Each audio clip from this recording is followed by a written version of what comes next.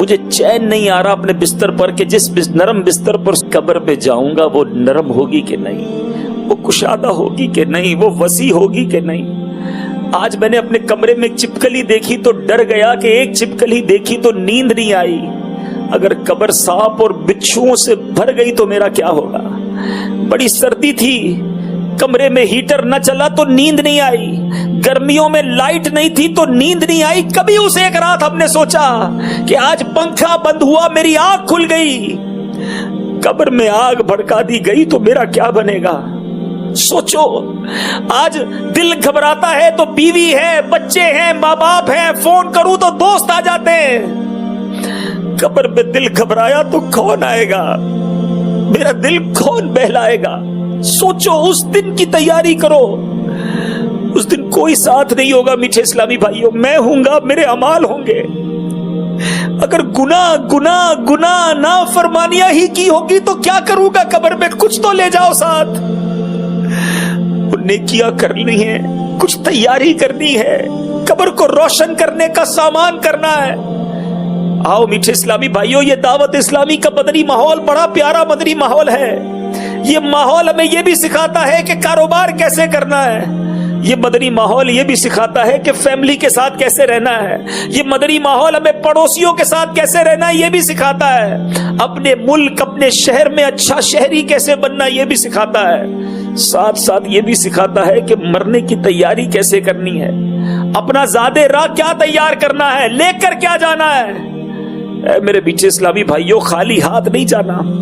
ایک بات آج طے کر لو، میں نے دنیا سے خالی ہاتھ نہیں جانا، میں نے نیکیاں لے کر جانا ہے، میں نے ایمان لے کر جاتے ہیں۔ جب ایسے بیان، جب ایسی باتیں سنتے دل لرزتا ہے، جی چاہتا ہے بدل جاؤں، اللہ کا فرما بردار بن جاؤں، اب نہ کروں گناہ۔ ایک ریزن، ایک وجہ یہ بھی ہے کہ ہمارا ماحول ہمیں نہیں بدلنے دیتا۔ میں ایک مثال دیتا ہوں نا، ابھی آپ جتنے آئے ہیں، کوئی کاروباری آیا ہے، کوئی اسٹوڈنٹ آیا ہے، کوئی ٹیچر آیا ہوگا، کوئی جاب کرنے والا آیا، ہم سب یہاں آ کر کیوں بدل گئے؟ سر جھکے ہوئے، آپ کی آنکھوں میں آنسو ہیں، کسی کے چہرے پر جناب داڑھی ہے، سر پر امامہ ہے، کوئی ٹوپی پہنے، کوئی اسلامی لباس پہنے، کیوں؟ آج اب اس وقت آپ کو کیوں فلمیں، ڈرامے، گانے، باجے نہیں یاد آ رہے؟ اس وقت کیوں آپ کو برائی کے اڈے کی طرف جانے کا جی نہیں چاہ رہا؟ پوچھو اپنے دل سے، اس وقت کیوں نہیں جی چاہ رہا کہ میں جناب کوئی حرام کام کروں؟ اس وقت ایک ہی دل میں تڑپ اٹھ رہی ہوگی کہ بس اللہ راضی ہو جائے، معافی مل جائے، توبہ قبول ہو جائے، میں بھی بخشا جاؤں۔ جب جنت کی طرف جنتیوں کی لائن لگے جانے میں تو میں حسرت سے نہ دیکھوں ان کو جانتے ہوئے، ان کو جاتے ہوئے میں حسرت سے نہ دیکھوں، میں بھی ان جانے والوں میں شامل ہو جاؤں، مجھے بھی موجودہ ملے، میرے لیے بھی اعلان ہو کہ جاؤ تمہیں بھی جنت میں بھیجا جا رہا ہے، مجھے روک نہ دیا جائے۔ اس وقت دل میں کیوں ہے یہی خیال، کیوں کہ میں اس وقت ایک نیک ماحول میں بیٹھا ہوں، ایک اچھے ماحول میں بیٹھا ہوں، ایک اللہ کے گھر میں بیٹھا ہوں، اللہ کے نیک بندوں کے ساتھ بیٹھا ہوں۔ یہ ایک چھوٹی سی ایگزامپل نہیں ہے آپ کے سامنے کہ اگر بدلنا ہے تو ماحول بدلنا ہوگا، اگر بدلنا ہے تو اپنے دوست بدلنے ہوں گے، اگر بدلنا ہے تو اپنی زندگی کا انداز بدلنا ہوگا، ورنہ میں ادھر سے اٹھوں گا پھر انہی دوستوں میں جا کر بیٹھوں گا جو نماز نہیں پڑھتے، بلکہ نماز پڑھتا ہوں تو میرا مذاق اڑاتے ہیں، بھائی تو مولوی ہو گیا ہے، فیضان مدینہ سے آیا، کیا تیرے چہرے پہ داڑھی نکلنا شروع ہو گئی ہے، اور مولانا صاحب ابھی زندگی بڑی پڑی ہے، بعد میں پڑھ لیں گے نماز، کیا ہر جمعرات اجتماع میں جانے کی بات کرتے ہو، کیا مدنی قافلوں کی بات کرتے ہو؟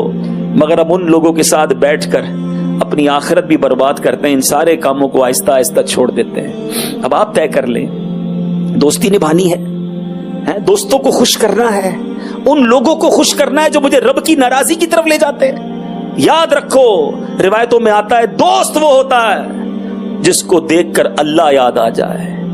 ہے کوئی دوست ایسا آپ کا، آپ کے شہر میں، آپ کے وطن میں، آپ کے محلے میں، کہ جب میں اس کے پاس جاؤں مجھے اللہ یاد آئے؟ ارے میرے تو ایسے دوست ہیں جن کو دیکھ کر فلمیں یاد آتی ہیں، گانے یاد آتے ہیں، کانسرٹ یاد آتے ہیں، برائی کے طریقے یاد آتے ہیں، عجیب عجیب کلپ بھیجتا ہے مجھے۔ کیسے دوست بنائے ہیں؟ سوچو، یہ مرنے کے بعد ایصال ثواب بھی نہیں کر سکیں گے۔ مجھے اللہ کو راضی کرنا ہے، کوئی دوست قبر میں ساتھ نہیں آئے گا۔ تو ایک وجہ یہ بھی پتا چل گئی میٹھے اسلامی بھائیوں کہ ماحول نہیں بدلنے دیتا، اچھا ماحول بدل کر رکھ دیتا ہے. شیطان ہے نا, کہیں نہ کہیں اٹکا دیتا ہے, کوئی نہ کوئی سوئی اٹکا دیتا ہے. کسی کو رحمت کے آسرے پر گناہ کراتا ہے, کسی کو مایوس کر کے گناہ کرواتا ہے, کسی کو لمبی امیدیں دلا کر گناہ کرواتا ہے, اور کسی کو جناب کہتا ہے ابھی تو تھوڑے دنوں بعد ایسا کر لیں گے. نہیں, ابھی رائٹ اوے, آج بدلنا ہے. اللہ معاف کرنے والا ضرور ہے, مگر جب وہ غضب فرماتا ہے, جب وہ پکڑ فرماتا ہے, کیونکہ جہنم بھی تو اسی نے بنائی ہے نا. سارے مسلمان یقیناً جنت میں جائیں گے, لیکن سب سے پہلا مرحلہ تو ایمان لے کر قبر میں جانا ہے نا.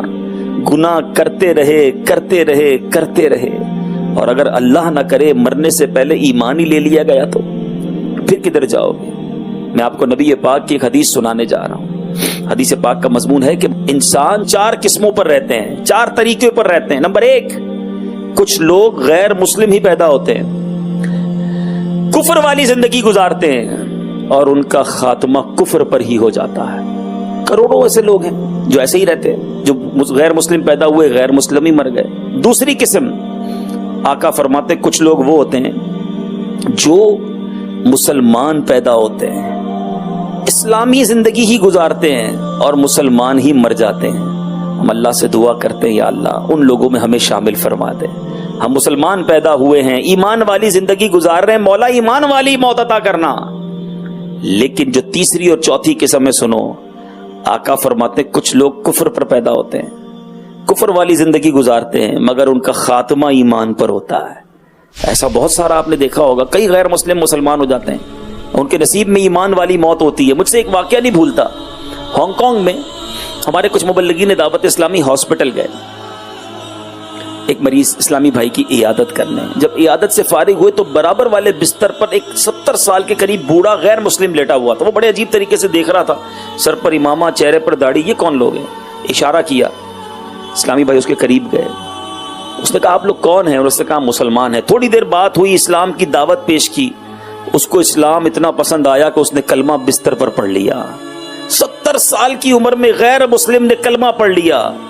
اور مزید دل ہلا دینے والی بات سنو کہ کچھ ہی گھنٹوں کے بعد اس کا انتقال ہو گیا. اس کے نصیب میں ایمان تھا, اسلامی بھائی ہاسپٹل پہنچ کر کلمہ پڑھا کر آئے. مگر اب چوتھی قسم سنو اور لرز جاؤ. پیارے آقا فرماتے کچھ لوگ مسلمان پیدا ہوتے ہیں, اسلام والی زندگی گزارتے ہیں, مگر ان کا خاتمہ کفر پر ہوتا ہے. کیا ہمارے پاس گارنٹی ہے کہ ہم ایمان سلامت لے کر جائیں گے؟ اے قادریوں, اے غوث پاک سے محبت کرنے والوں, 11ویں منانے والوں, سنو. پیرانے پیر, پیر دستگیر, روشن ضمیر, قطب ربانی, محبوب سبحانی حضرت شیخ عبد القادر جیلانی فرمایا کرتے, کتنا بڑا مرتبہ. علماء کہتے آج بھی کسی کو ولایت ملتی ہے تو غوث پاک کے در سے ملتی ہے.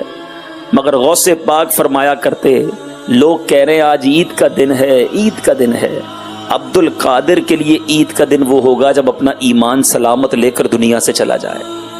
پیرانے پیر ایمان کی فکر کریں, اور ہم گناہگار کو کوئی ٹینشن نہ ہو کہ مروں گا کیسے, ایمان سلامت ہوگا کہ نہیں. آپ کو معلوم ہے نبی پاک کی ایک مشہور دعا, پیارے آقا وہ ہیں جن کے دل اقدس کی, آپ کے پاکیزہ منور دل کی برکت سے ہمارے دلوں کو ایمان ملا ہے.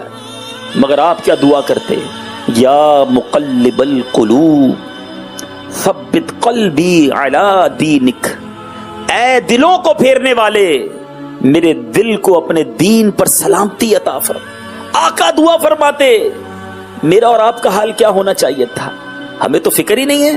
کوئی ایسا ہے کہ جو ڈاکٹر کے پاس لوگ جاتے ہیں کہتے ہیں ڈاکٹر صاحب نیند نہیں آتی, کاروبار کی ٹینشن بہت ہے, بلڈ پریشر ہائی ہو گیا ہے, سوچ سوچ کے بچوں کا کیا ہوگا, شوگر ہو گئی مجھے فلاں ٹینشن میں, کاروبار کے ٹینشن میں. ارے کوئی ایک ایسا ہے جو جائے کسی کے پاس کہے کئی دنوں سے سویا نہیں ہوں کہ ایمان پر موت آئے گی کہ نہیں آئے گی, مجھے چین نہیں کی قسم اگر بدلے بغیر مر گئے, اسی نافرمانی, اسی اللہ کو ناراض کرنے والی زندگی کے ساتھ چلے گئے, نمازیں قضا کرتے کرتے دنیا سے چلے گئے, حرام دیکھتے دیکھتے دنیا سے چلے گئے, حرام سنتے سنتے دنیا سے چلے گئے, حرام بولتے حرام کھاتے ہوئے دنیا سے گئے. سوچو اگر رب ناراض ہوا تو بنے گا کیا؟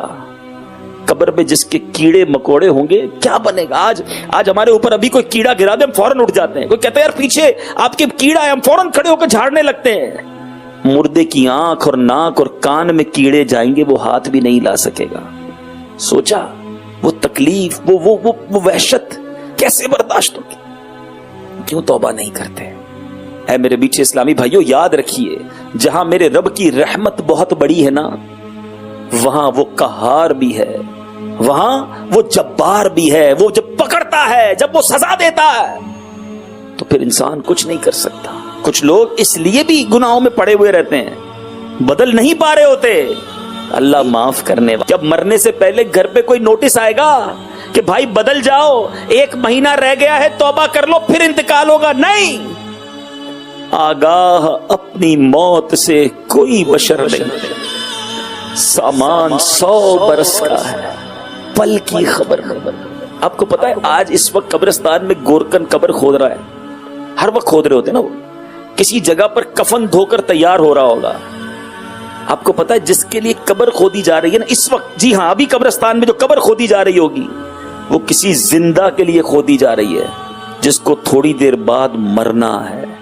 ابھی جو کفن تیار ہو رہا ہے، دھل رہا ہے، طے کیا جا رہا ہے، پلاسٹک کی تھیلی میں ڈالا جا رہا ہوگا کسی بھی دکان پر، وہ کسی زندہ شخص کے لیے کیا جا رہا ہے جس کو اب سے کچھ منٹ کے بعد مرنا ہے. غوث پاک بھی فرماتے ہیں نا، جس کا مضمون ہے کہ کئی کفن دھل کر تیار ہوتے ہیں مگر ان کفن کو پہننے والے بازاروں میں خوشیاں منا رہے ہوتے ہیں. کئی قبریں خود کر تیار ہیں مگر ان کے اندر جانے والے اپنے گھروں کو تعمیر کرنے میں مصروف ہیں. کب کریں گے تیاری؟ سمجھو میرے میٹھے اسلامی بھائیو، یہی تو شیطان کا وار ہے. ہم سب کی پلاننگز ہے، ابھی 6 مہینے بعد یہ کرنا ہے، 1 سال کے بعد یہ کر لوں گا، 5 سال کے بعد گھر بنا لوں گا، 10 سال کے بعد بچی کی شادی کرنی ہے اور پھر جناب اس ملک میں شفٹ ہو جاؤں گا. 5 سال 10 سال کی پلاننگ ہے. اس پورے جدول میں، اس پورے شیڈول میں مرنے کی پلاننگ کہاں ہے؟ جس سے فرار نہیں ہے، جس سے بچ کر نہیں نکل سکتے. Everybody have to dye.